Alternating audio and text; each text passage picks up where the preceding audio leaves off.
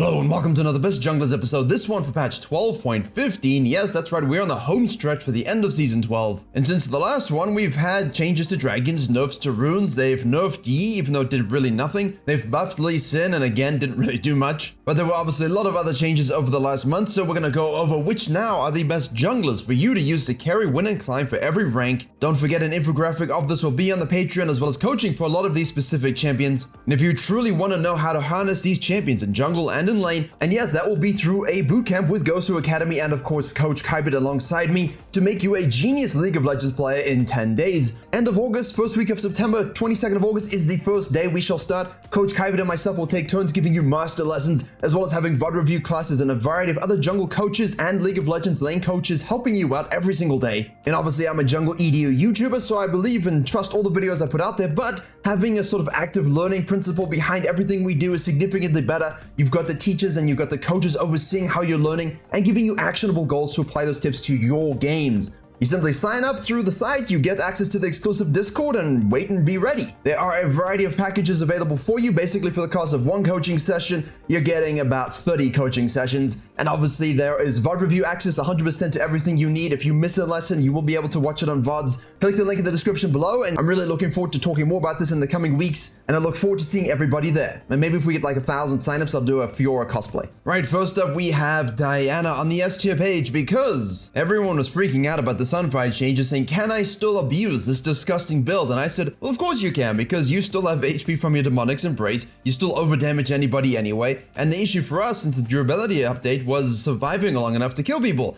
This solves all of those things. Likewise, you can still go your Rocket Belt build, but it is way less potent at your 3-item spike, although nonetheless still viable. However, if you are looking to simply farm, make sure that you can scale nicely into the late game while other junglers waste their time ganking and failing. She is still doing all of these things extremely well. Basically, she is just the most well-rounded jungler, minus a little bit of skirmishing and ganking early, and with this Sunfire Diana abuse basically unkillable while being able to kill everybody else. You get tenacity, you get haste, and obviously you just burn damage with Immolate. They nerfed that, but that's not really an issue anyway for us because we have our own damage source. It really just ticks all the boxes, doesn't it? Next up, we have Bel'Veth, not always doing as well in high elo lately, definitely turning into a bit more of a Master Yi 2.0 archetype, which to be honest is a little bit upsetting. I think there's a lot more to be said for her. However, I have covered the rank 1 Bel'Veth in the world and NE West on the gameplay channel recently. He joined the Discord, and we love the way he plays a champion versus AFK farming and being boring. He is hyper aggressive, invading, snowballing, ending games by 20 to 25 minutes. That is a lost art on a lot of champions, and yes, she has the fallback of being able to scale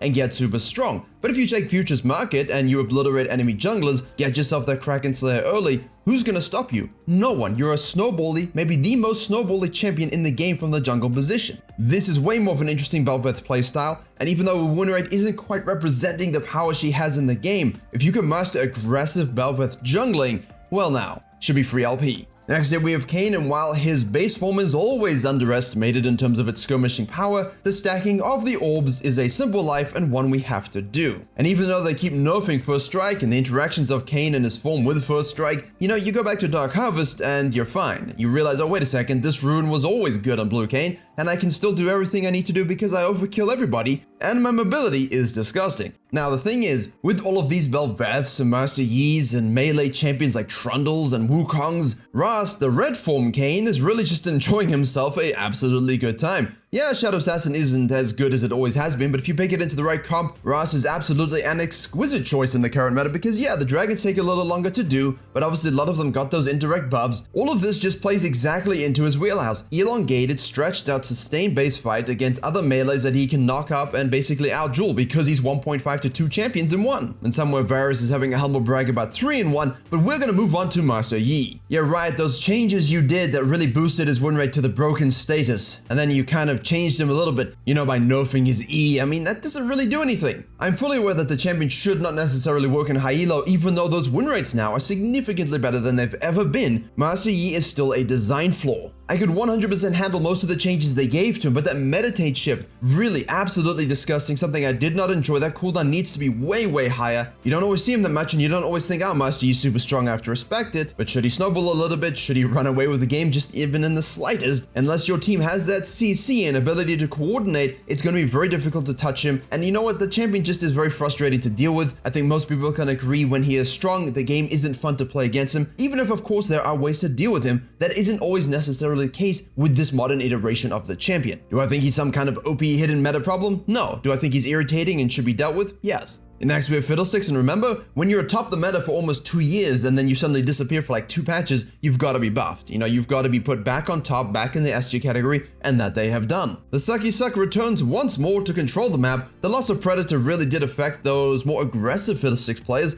and of course the first strike nerf will affect you just a little bit, but that's not changing the nature of Fiddlesticks. He is so totally unique, and I always say this because I just cannot get around it. People are like, well, he's not that difficult to play. Then I tell them, go play it. And it's honestly like watching a 4-year-old try and build the Lego Death Star. It's not that difficult mechanically, but you still have to practice it, understand the champion's limitations, and it's way more difficult to do that when he basically doesn't have an auto attack. Please do auto attack on every champion. Don't not auto attack because you think it doesn't do anything. Every damage counts. But if you are farming, you're AoE ulting, and you're still using that damage to scale into the late game, Fiddlesticks is one of the best in the game. Very strong, very potent, and really great at turning fights with the W Sucky Suck upon completion on multiple targets. Graves might not look super strong. Graves might look like he has a sub 50% win rate, but a decently high play rate. And you would be correct and basically just a regular person with eyes. However, it's the Fleet Footwork, Gore Drinker, Death Stance, Black Cleaver, really tanky fightery Healy build. Yeah, thanks Zib for bringing that to EU West. Bo really showing us the power of that degenerate build, and I've covered it on this channel, so if you want to learn about that, you can go and have a look. But the champion simply is a skill issue. I do not think he is OP at all. He does not need to be nerfed. Likewise, he does not need to be buffed. However, when the pilot in control of him understands jungle, understands itemization, and understands how to abuse that itemization and positioning, you will thrive, you will win, you will climb, you will carry. Nothing is holding you back if you main Graves other than yourself. Now, on the other side of that skillful coin is Trundle, who's just running at people stat checking with lethal tempo. Not a very skilled champion. In fact, he's not skilled at all. There are good Trundles and there are bad Trundles because they know what the champion can do. But Trundle in itself, not difficult to play. Very, very straightforward. You run at people, you chomp them, you slow them, you steal their AD, you yeet their tanky stats, and then you just auto-attack a bunch. Go ahead, look at the game plan channel, you'll see exactly what I'm saying. Yeah, he struggles in certain AoE camps, but a Tiamat really does keep the Doctor away for those champions. You buy that, you have a Balmy Cinder as well potentially, and you're stomping and munching everything on the map. Obviously, you're not really going Balmies, you're most likely going your Divine Sunder or Titanic so you can actually chomp champions just as much as jungle monsters. But really might need a little bit of a nerf. Those stats are looking a bit too inflated for my liking, and for a stat check champion that doesn't require too much skill, that's a big no-no. And finally, we have Wukong. I am keeping the monkey here. Yes, the nerfs have affected him. Yes, his win rate is way down compared to what it was because it was disgustingly broken. However, the monkey will still allow you to throw the right amount of shit at enemy teams and carry games. Yes, you can't fall back and farm as much. You still have your map scaling, you still have the invis, the clone, the double knockup, which is probably the bigger issue here. So you can always make sure you are relevant. But with the amount of tools in your kit to have good ganks and good teamfights, there's really no excuse for not dominating. And you'll see Zip, he used that Graves build I said earlier, also uses Wukong in the same exact way. Now we slide on over to the A tier page and look at this, the Spider Queen is at the top. Despite people saying, well, those buffs are going to do nothing, well, hey, you buff base stats, it does stuff, it always does. But also people realize, oh wait, this champion's really a strong PvPer, and if I can just thrive on map pressure, good ganks early, and of course eradicating enemy junglers in their own jungle, I don't really have to farm at all. And that's the thing here, yeah, you do kind of want to have to farm in this meta, but at the same time, if you're a really great, highly successful ganking kit jungler, and you're able to get those dives and that action early, the PvP and denial phase really takes over as long as you have good map control and pressure. Rek'Sai, for the exact same reasons, is also still here. The difference is Rek'Sai can do a red side clear, Rek'Sai can full clear, and Rex has always been able to adapt to a more farming meta and still be the best ganker on the map. However, please do not play it that way. You do want to play it very similarly to how you would play Elise. Map pressure, dives, executions, fast games, win conditions. Did I say map pressure yet? Because that's the thing you need on these two champions. It's always active, hyperactive, and moving from one point to the next, no hesitation. And continuing with our high pressure junglers, we have Kindred. Also another non-full clearer, but Kindred really is a skillful champion. The win rate in high elo is really, really high at the moment. And of course, for the general population, I only really recommend it once you get into platinum or so, but you can use it in gold platinum, but it's going to be a longer road. You really have to start to learn at a much earlier stage how to close games out and pressure enemy junglers and stack those marks and snowball. If you can't do that, you're not going to be waiting to scale. You don't want to be behind on this champion. You want to be ahead always. Next we have Virkayu, and you might be surprised to see him here. His win rate is looking really bad, but the champion is still good. I'm just basically assuming that most of you haven't adapted to the new reality of using, Kraken Slayer, but even with Divine Sandra's healing nerfed in that shift and it's still being a good item on him in certain cases, against tanky comps specifically with lots of CC. Players of this champion have just not adapted to the game state they're in. You're not teamfighting correctly with the Kraken build. You're not teamfighting correctly with the Divine Sundra build. You're not clearing correctly. You're looking to be a bit too passive. You're not snowballing enough. You just don't use your resets appropriately, and you don't know how to use the champions you're becoming. There's a lot of factors into why his win rate can be bad, but at the same time, the champion is still very good, my friends. If you are one trick of Virkayu, the champion is not preventing you from climbing, and that's all you need to know. Following this, we have the green blobby Zac. He is still the best tank in the game in my opinion. I could have put Nunu. Better win rate, a little low on the play rate, but I don't think Nunu does what Zac does. And obviously, Nunu doesn't do what Zac does. But the ganking angles, the peel, the damage, there's a lot more solo carry potential from the tank role with Zac than there would be with any other pure tank in the game. And yes, Volibear can say, well, hey, what about me? Well, Volibear is technically a fighter. We build him tanky, but he's a fighter nonetheless. And if you're going my build with a Titanic Hydra and Chem Tank as your standard, you're noticing your damage and your scaling is extremely good. Obviously, if you're going full tank, you're going to be a lot more low econ and struggle to really do a lot of things. The biggest thing about the lack of movement speed and damage from his kit since the nerfs is that you're noticing a less effective Volibear in high elo, which is why he's dropped down this tier list. But for the general population, still Giga Strong, still Giga Versatile, Divine Sundra, Trinity Force, and Chem Tank are all great options. Next up, we have Kha'Zix, the Eternal Assassin, now remains on this tier list because he's still fine. I mean, he's good. He's more than fine, but he's not great. He's not S+ like he has been in the past, but he's still really a great pick for solo queue. I don't see him that much anymore, at least not as much as I would expect to see a champion of his caliber, but you're seeing a lot of high elo players and regular players just have good success with the champion. Those that know how to adapt their evolves to their game state and their rune sets and their itemization are always going to be able to find a little crack in a niche for this champion to work, but statistically, he performs well, he performs strong.